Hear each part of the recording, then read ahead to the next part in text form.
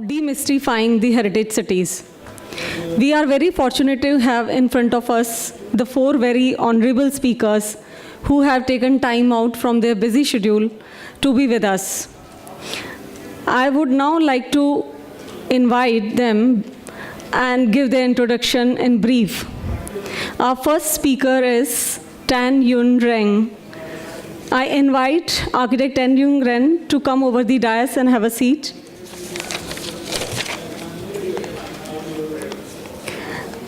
Architect Tan Yun is a graduated from University Technology Malaysia. He runs company named as Leong YK Architect.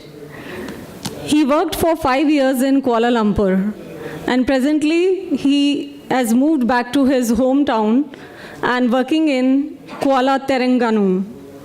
He is currently contributing towards housing projects, social related projects, and schools, etc. Our second speaker is architect Bio Esther Speckens. I would request architect Estens to come over the dais. Esther Speckens is the founder of Speckens Architecture, an architectural office located on the Caribbean island of Curaçao, born in the Netherlands. Esther received her master's degree from the Faculty of Architecture and Construction Technology at the Eindhoven Technical University in 2011. Her research on the subject of Willemstad, a World Heritage City, and the capital of Curaçao sparked her passion for sustainable development and conservation of heritage cities, specifically of small island developing states. 2 years later, she found her way back to Curaçao and has since been working as an architect and consultant for both the public and private sector. She is actively involved with the sustainable development of Willemstad through developing zoning policies and designing public spaces for the Ministry of Traffic, Transportation, and Spatial Planning. Our third speaker is architect Uppal Sharma. I request architect Uppal Sharma to come over the dais and have a seat. Architect Uppal Sharma is graduated from IIT Roorkee and masters from CEPT in urban planning and McGill University, Canada in housing. He has worked with architect B.V. Doshi for 20 years and has been director of urban planning department at CEPT.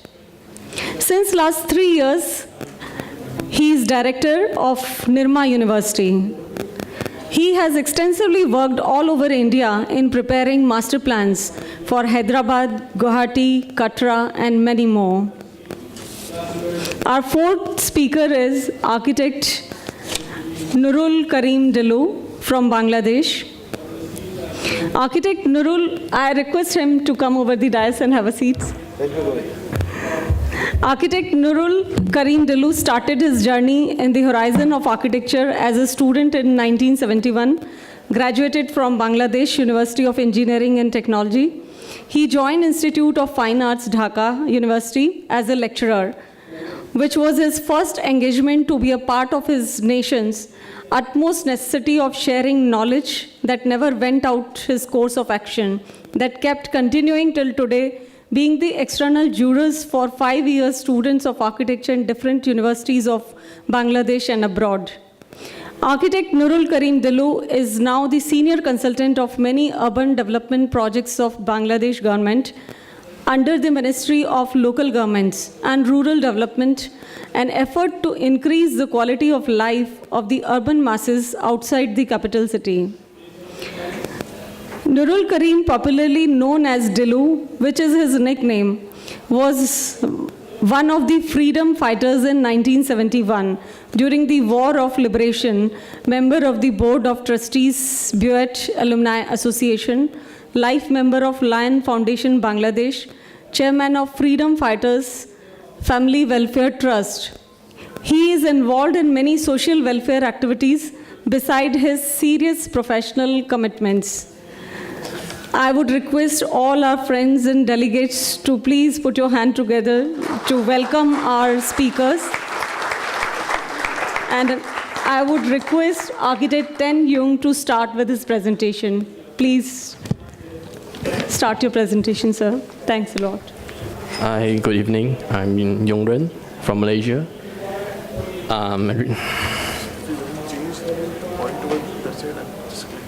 Okay. So I understand the topic for today is demystifying heritage city, but I'm talking about a village today. As a native of this city called Kuala Terengganu.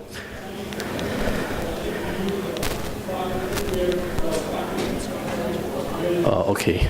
So I'm native to this city. I've lived here for like 20 over years. So I just moved back lately to this city and realized that it's quite beautiful. We have a lot of seas and greens.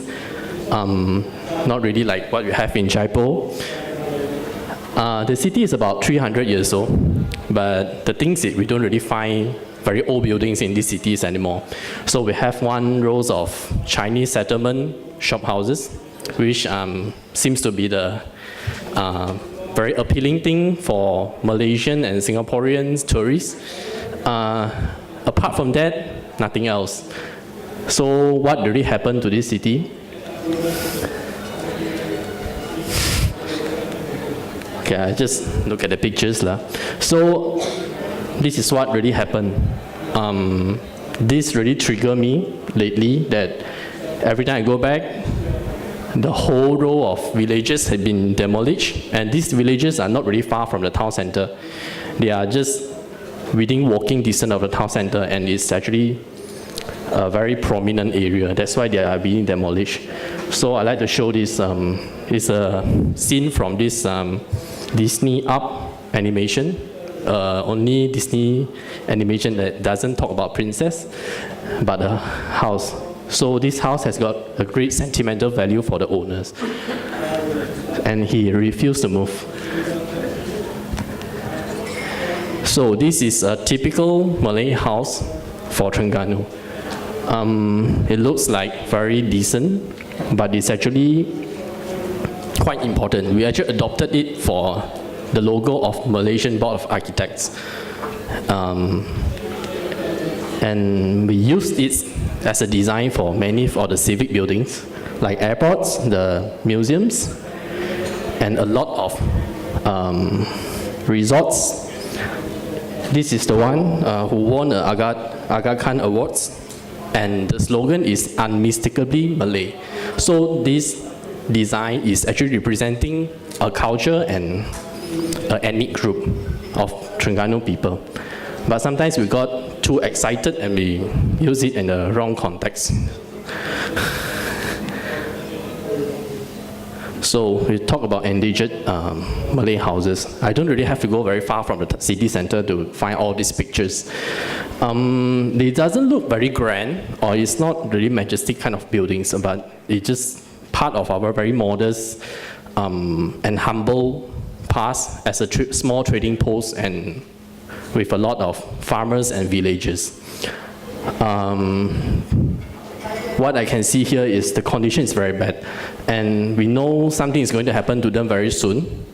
They are going to all be wiped out and turned into shop houses, which is the favorite building typology in Malaysian context, which make a lot of money.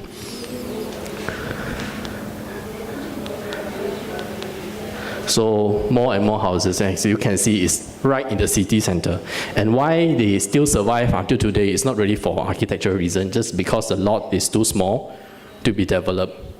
So now they act as shops and whatever, selling clothes and some souvenir shops, and more of them.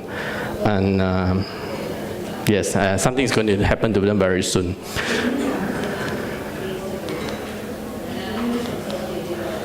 So on the other hand, we have more promising kind of houses. They are well taken care by the owners.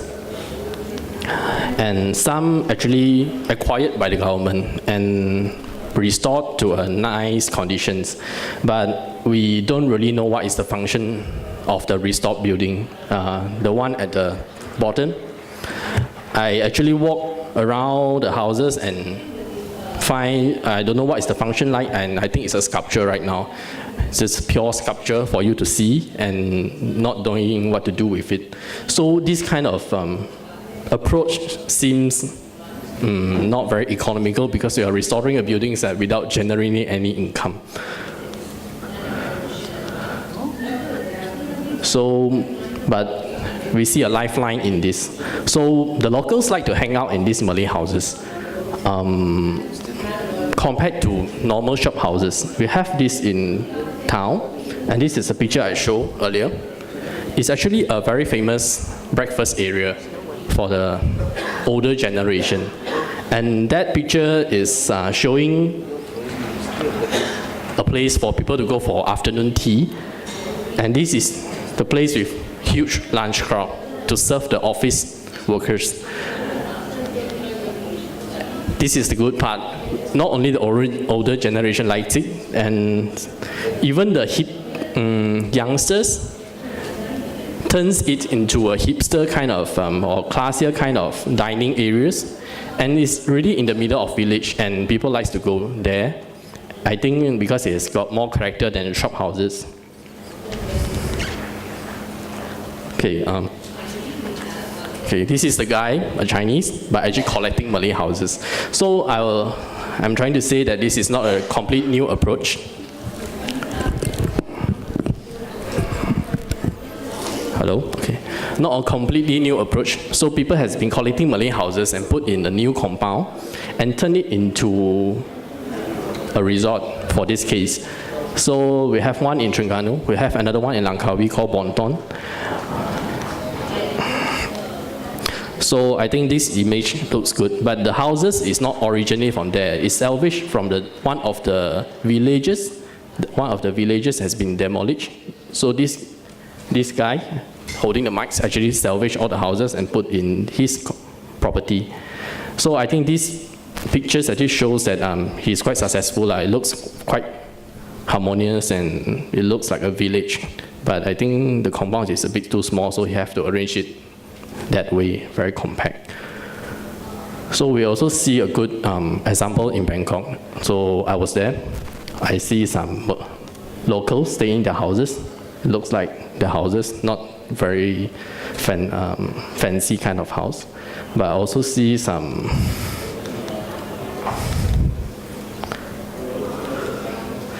okay, and then we start to smell some tourists here. So I realized that there's a lot of Bangkok folks actually take a ferry to this village called Bang Nam, go to the market, do some simple shopping, buy some food and so on, just as a weekend getaway.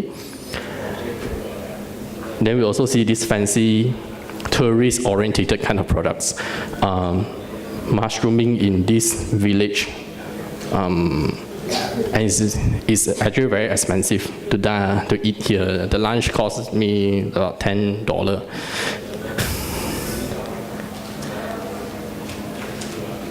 So saving the Malay houses.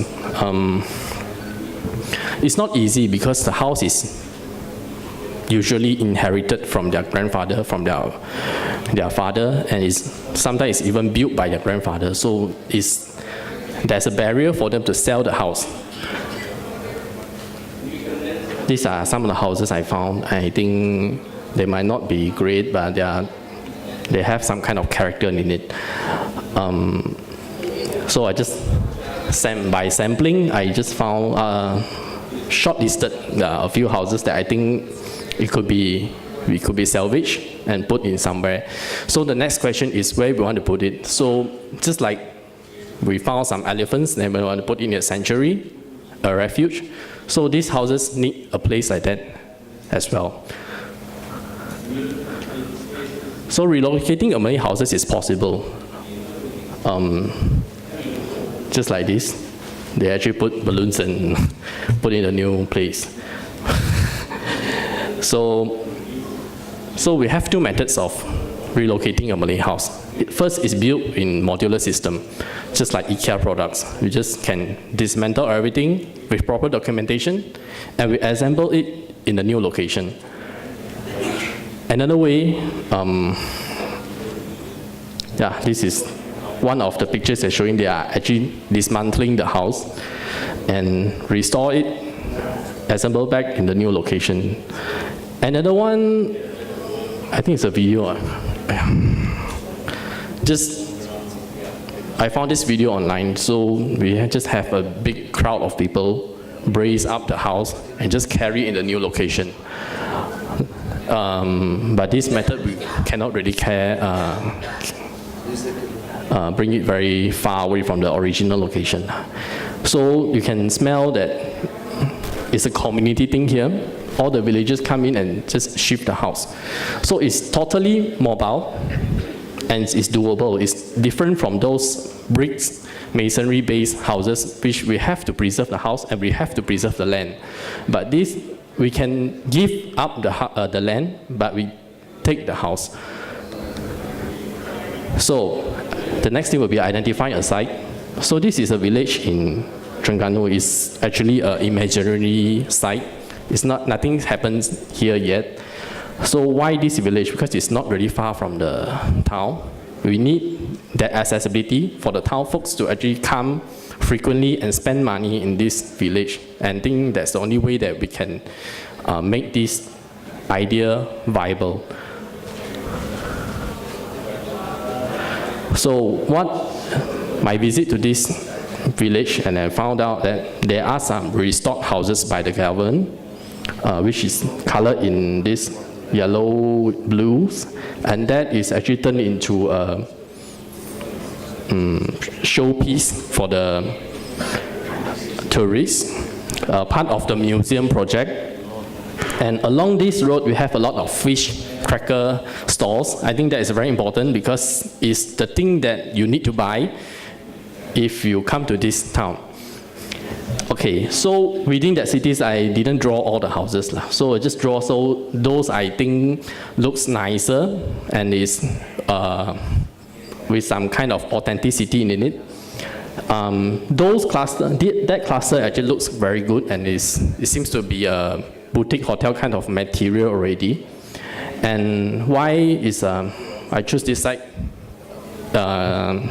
Because of the river. River is a very important part of Terengganu culture.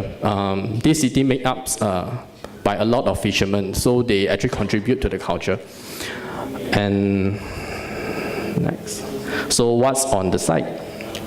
We have some very decent but nice looking houses. Just look at the roof, you can tell it's old. And this is the restored house, but I couldn't tell what is really the function of the house. And we have a lot of empty spaces, which is very casual kind of landscapes, and coconut trees, which is quite important in our context, and some edible plants like banana and sugarcane.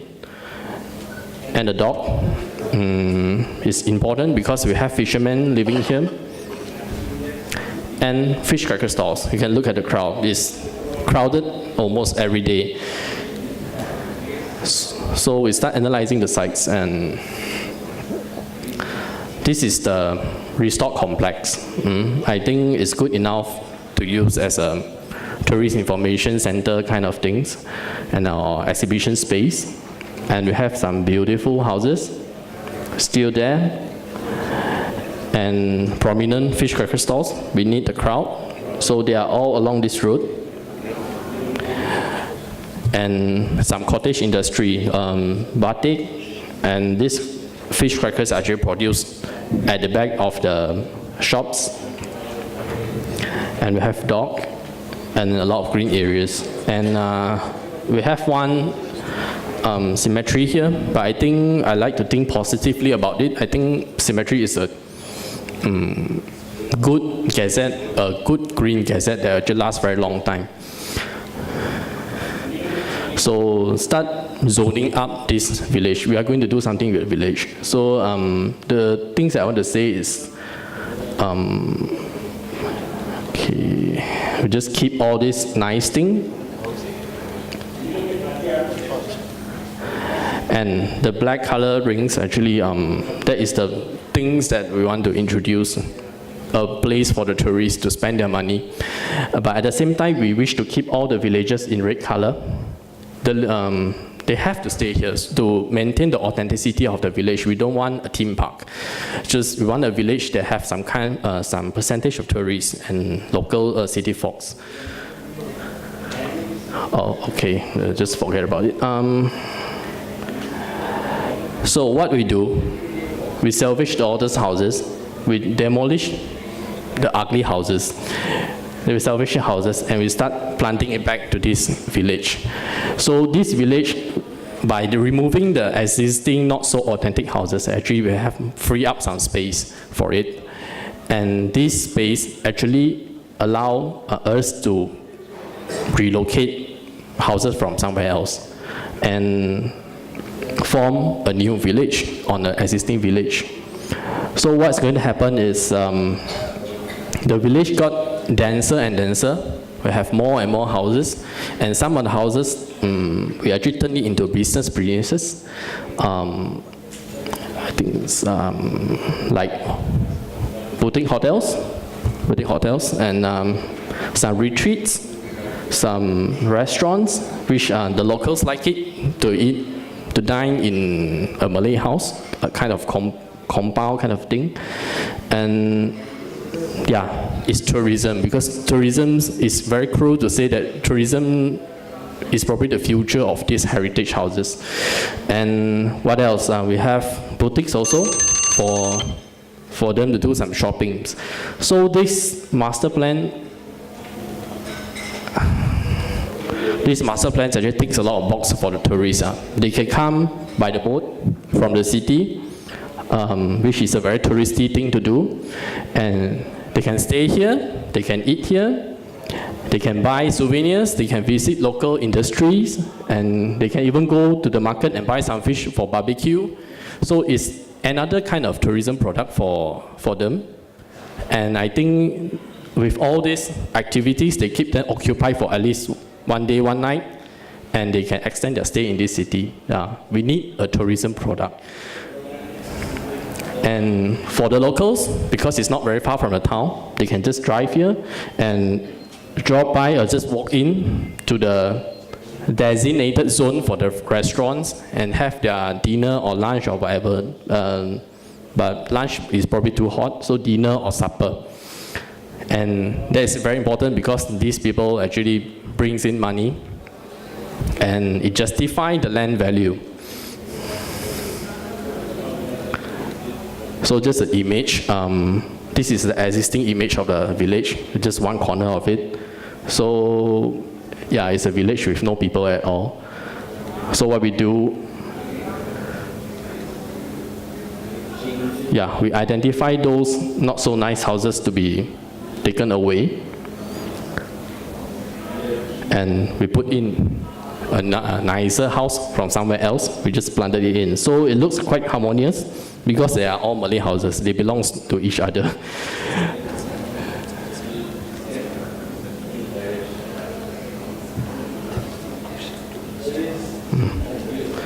Okay, so this is what we might get, and we need some activities in it. So we start putting hut things like sculptures and kiosks, because tourists all need all these amenities for them to stay in this village. And we turn some of the houses into boutique hotels, and all that space which is really underutilized now. It could be a museum or an art gallery with some outdoor space for them to do exhibition. And yes, retreat, homestay, activity areas, restaurants, gallery, and we put more people in. So these people, it could be locals who actually stay here. It could be city folks like me who drove 10 minutes to this area and have some tea time. And it could be tourists as well. So yeah, this is going to look like all the components are stated here. Malay landscape, spice gardens. It sounds a bit tourist, but it's okay. Cultural pavilion, sugarcane plants, which is originally on the site. Al fresco dining, which is new. Cottage industry, cemetery, and some big space for them to do activities like playing kites and so on, or cycling. So eventually this village will become very cramped because we have more and more people coming in. And I think that is the time that we can call it a success because it has generated some income. And in that case, I think we can just move on to the other side and start doing this again. By this we can save a lot of houses by introducing a lot of villages like this. But mind you that economy-wise, we won't be able to beat a development that have rows and shop houses. But there's always a sentimental element in decision making. That's why we have this New York Central Park, Fort Canning Park in Singapore. The land is so expensive, but they still keep all these open areas for a certain reason. So that's all from me. Thank you. Thank you, Architect Tan Yung, for the wonderful presentation. And I would now request Architect Estens to start with her presentation. Please put your hand together for a big round of applause. So, welcome everybody. Can you hear me? Is this working? Is it on? No? Okay. I'll just start here then. This is working. Oh, I had to press it twice. Sorry about that. Namaste, welcome. Thank you for joining our presentation today. I will be talking about the integrity of Willemstad. Willemstad is a World Heritage City, so that's a little bit different from the normal context of heritage. It means that it's enlisted on the World Heritage List of UNESCO. So any city can have important heritage, but it's heritage for your own population, for your own culture. And World Heritage means that you have something extra that's important to the entire world, to the history of the world, or something really specific that has not been done in a different location. So integrity is a word that UNESCO uses in trying to maintain these locations.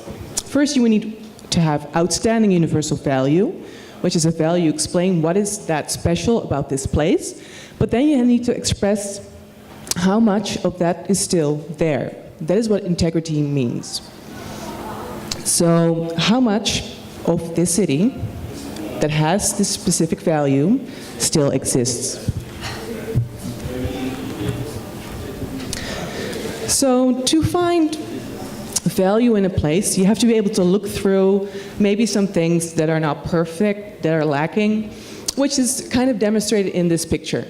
To get here, I needed to get a professional portrait. I've never done one before.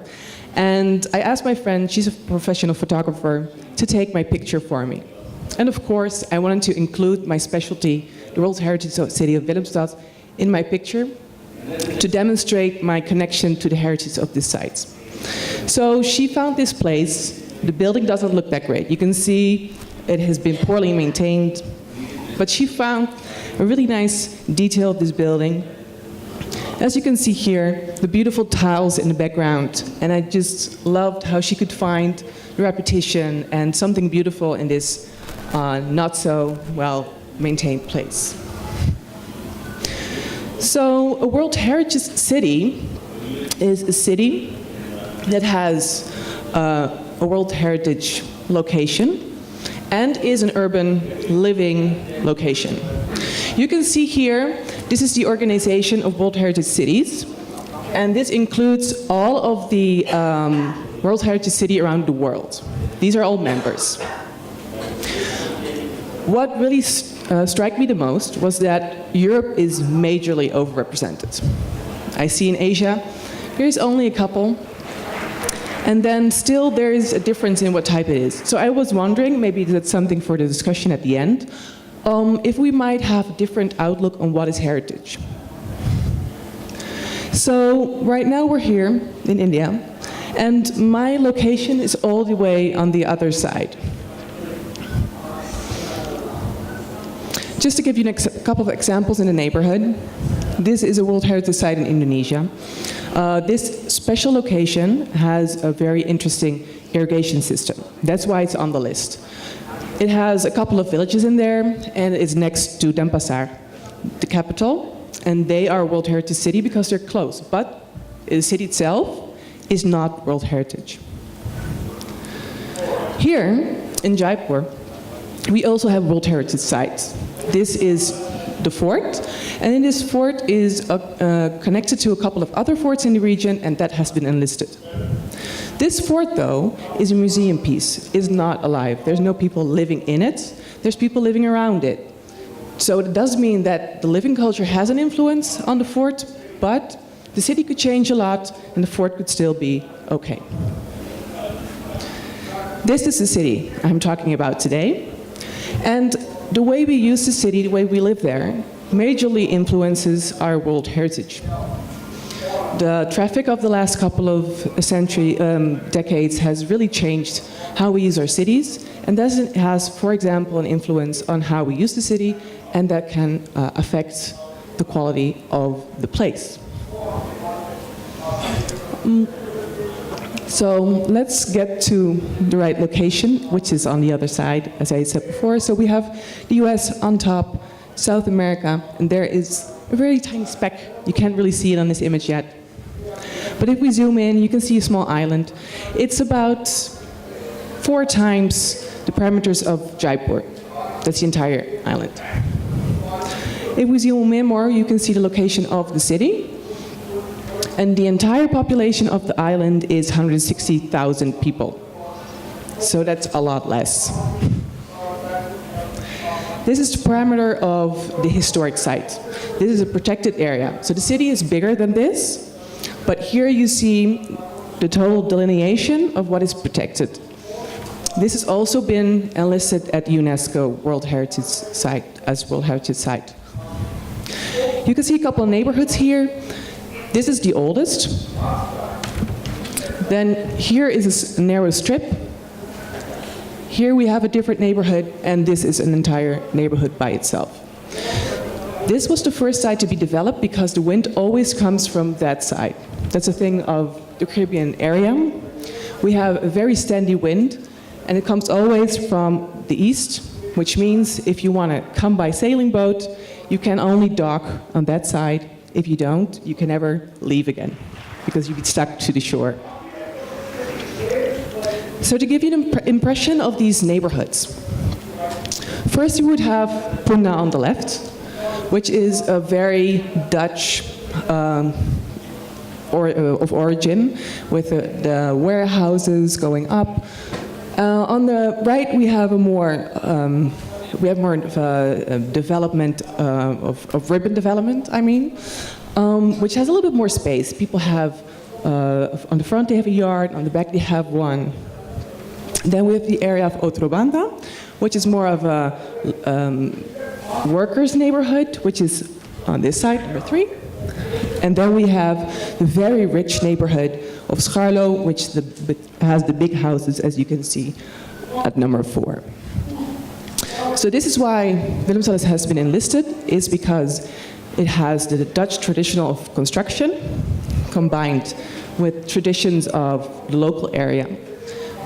Because it has a different climate, we have to use different materials, which change the look of the buildings.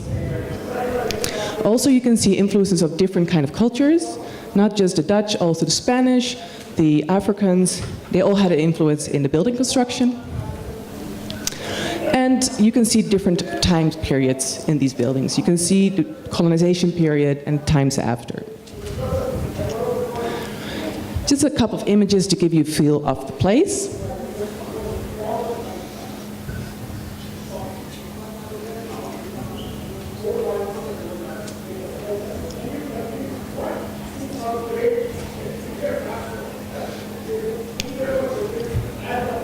So this is our city, and this is the part we want to protect.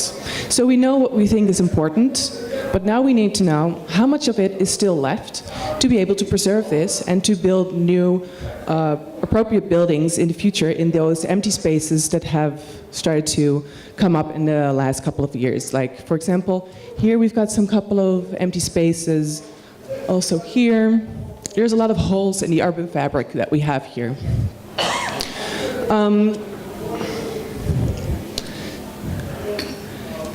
So what we did is trying to find how the city grew as a first step to understanding the city. I come from Holland, and we have a lot of documentation on Dutch cities, and especially Amsterdam is a well-documented city. We have drawings, we have analysis, we have all kinds of studies on that city. But this city, we had actually not that much. There were maybe 3 books on it, all on a different area, all on a different subject. You couldn't really tell that much from it. So what we did was we got all of the maps that we could find.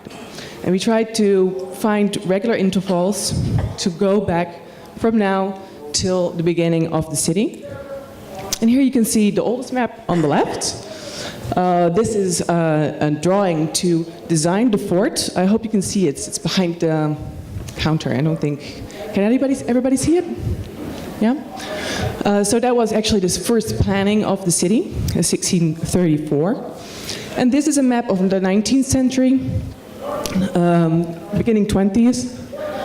And this is a really good map for us to work with because it's really detailed. So we took an interval of 50 years, and just to go back from there, see what happened.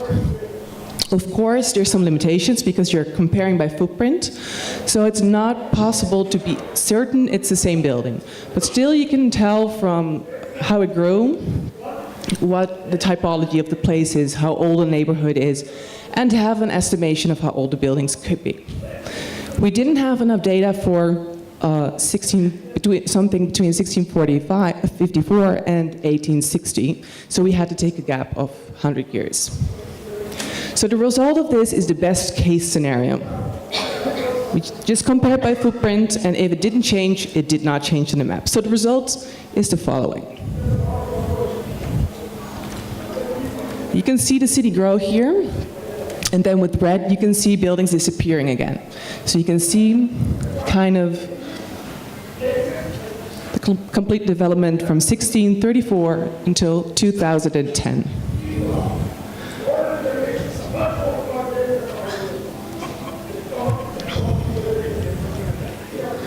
And then here we are back to our first image of the city that it was in 2010. Would you guys like to see it again, or was it clear?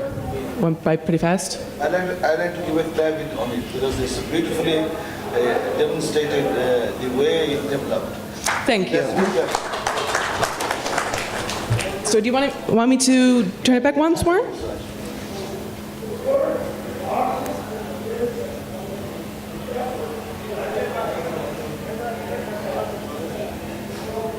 So now you can see it in reverse. Also, what is interesting, I hope you can see the difference between the brown and the white, is the amount of land that has been reclaimed. Oh, oops, too far. That has been reclaimed. You can see here, this point, this tip, about 10 to 20% of that inner water is left. Almost everything has been made into land. And that is something that we have to be careful about because we've said we found the interaction between the climate, the location, the waters, very important. And if you would not be careful, you take away all of the water and you lose one of the values that we have in this location. So this is a map to sum up what we just saw. We analyzed buildings getting demolished, buildings getting built, and this is the result of the research showing how old the buildings are if we just base it on these maps. So the darker the color, the older the building. So as you can see here, this is by far the darkest area. We also included, by the way, the roads, as you can see. So this is by far the darkest area. And you see a dark spot here, a couple of dark buildings over here. And actually this area is quite interesting because you can see a ribbon development, but I hope you can see it with the difference of colors. There's a couple of dark spots in between. There's a very special typology. We call it kuram, which means yard. It was a big building that had a lot of land, and during times, at the edges, poor people would build their houses next to where the family lived, where they worked. So you would get this major house in the middle and all these little houses along the edge. That's where that comes from.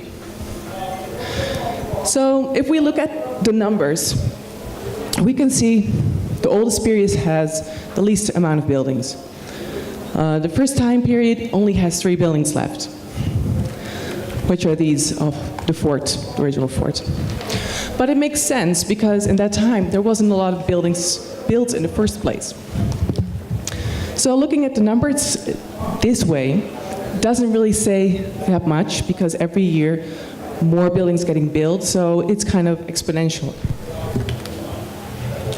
So if we want to know more, we have to analyze the data a little bit further. And if we just look at the age on the top right, you would see that only 6.1% is older than 1754. That's not a whole lot. We've said, though, that everything before 1900 is important. So we could add to that 7% and 10%. And that will be the area that comes from the time that we want to protect. So that barely makes up for 25%. And that means our city is pretty vulnerable because only 25% of our buildings has that outstanding universal value we want to protect. If we look at that compared to exponential growth, we can see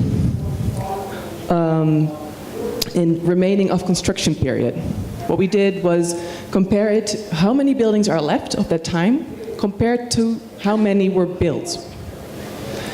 So if you look at that number, it's much better. So you can see there's 14% left of the buildings that were probably built around 1634. What shocked most people when I first showed this result is the amount of buildings that have been demolished over time. In the Netherlands, we use bricks and buildings last for a long time. We don't get a lot of demolished buildings.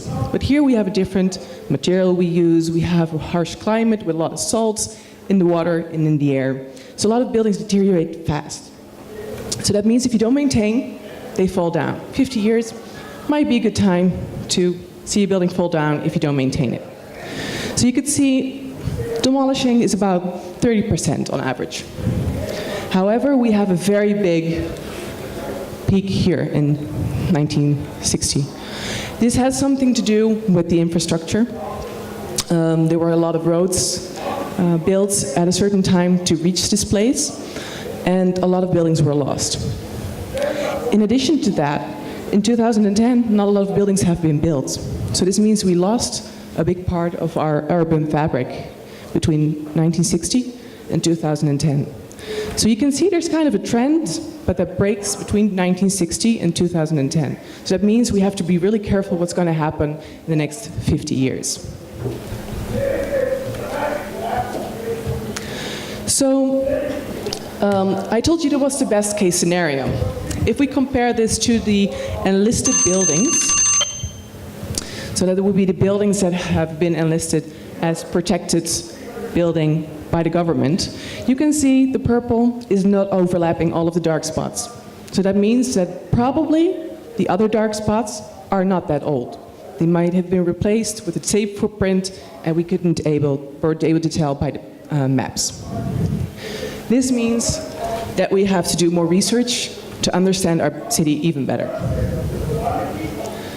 So what could you do to improve your research? We have 4 different districts. So that's why I have this image of 4 squares you could zoom in and look at the specific areas, specific buildings, and research the building itself. Just look into one. So this would be the oldest area, Punda. And this specific plot is the oldest building, as far as we know, that we have apart from the fort. The fort you can see on the down left. I take pride in showing you this specific building because I'm lucky enough to rent this building, my apartment, in here in the middle of the city. As you can see, it has different kinds of green, which means it has been built in different time periods. We were able to tell that from the maps. So in the first one, only a part strip was built, then in the following ages, parts were added. If you look at the building itself, you can tell. This is just an example for how you could improve this research to understand your city better. So one of the things that were added later was the gallery on the side or at the front, depending on how you look at it.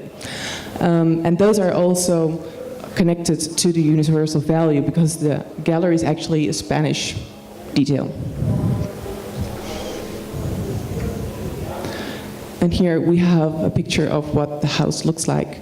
So you have an idea of the buildings that are here to research.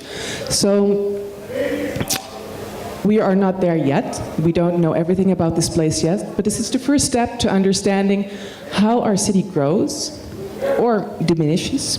And it would be very interesting to see this next to the social life, how people use the buildings, how people feel connected to the buildings, to see what is happening. Why are so many buildings being demolished?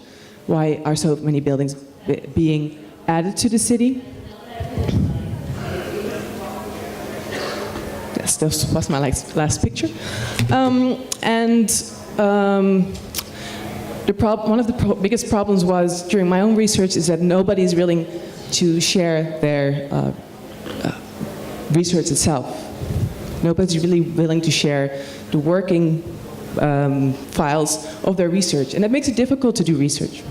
So if anybody is interested, you're always welcome to ask, and I would be willing to share any details of the research. This is only a small part of it, but since we have limited time, I thought this was quite suitable for our day. So I hope you find it interesting, and if there's any questions, please let me know.